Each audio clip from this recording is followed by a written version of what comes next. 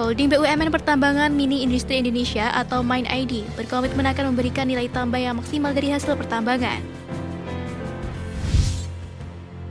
Direktur Utama MindID yakni Hendral Priyo Santoso menyebutkan pengembangan hilirisasi akan dikembangkan dari beberapa perusahaan tambang plat merah seperti PT Freeport Indonesia, PT Inalum Timah, PT Antam, dan PT Bukit Asam.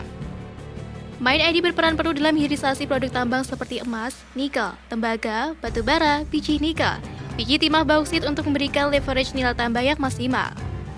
Dalam siasatnya, MindID memiliki 5 strategi utama, yaitu produksi dengan memaksimalkan eksplorasi dan pertumbuhan produksi pertambangan.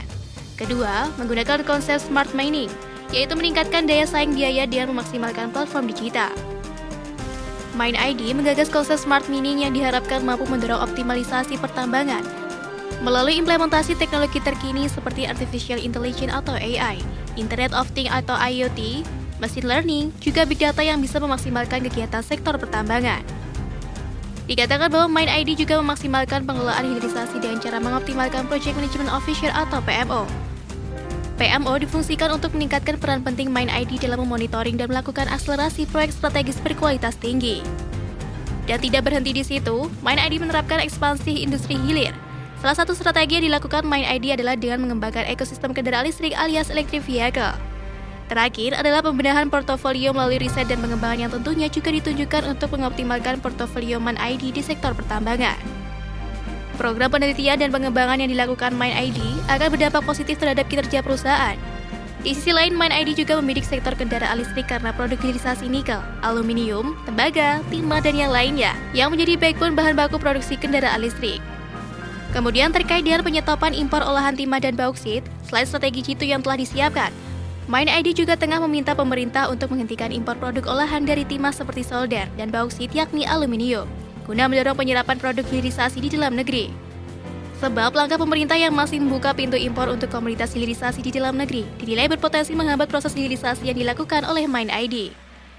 Selain meminta pemerintah menutup pintu impor pada sejumlah produk olahan lanjutan dari timah dan bauksit, diharapkan pemerintah juga memberikan insentif energi primer untuk bahan bakar pabrik pengolahan mineral atau smelter. Sejumlah kalangan pun mendukung langkah pemerintah melakukan banding atas kekalahan sengketa ekspor biji nikel di Organisasi Perdagangan Dunia atau WTO.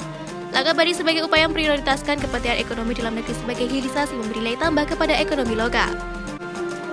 Sementara itu, manajer riset Seknas Fitra Badiul Hadi mengatakan, keputusan pemerintah melakukan banding sudah tepat, sehingga perlu didukung semua pihak termasuk masyarakat.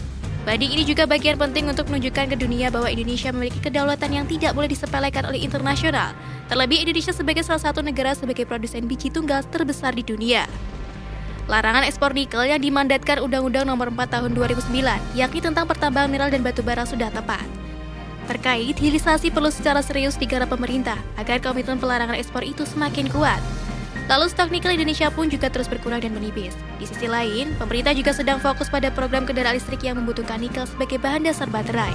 Dan untuk itu larangan ekspor inilah sejalan dengan kebijakan untuk mendukung program kendaraan listrik yang juga bentuk komitmen Indonesia dalam mengurangi emisi dampak rumah kaca.